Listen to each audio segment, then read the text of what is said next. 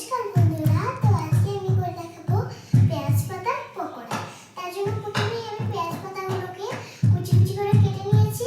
এবার এর মধ্যে আমি এটা মাখিয়ে নেব। এর মধ্যে দিয়ে দেব বেসন আর দিয়ে দেব লঙ্কা কুচি। লঙ্কা কুচিটা দিয়ে দিচ্ছি।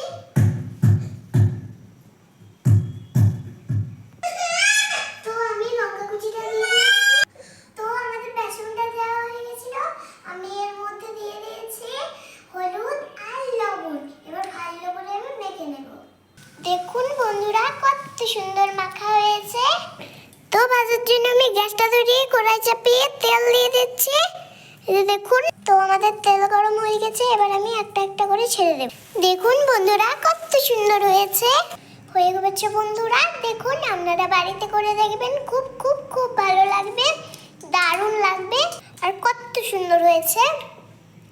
তো দেখুন বন্ধুরা, কত সুন্দর লাগছে। এবার আমি টেস্ট করে দেখব।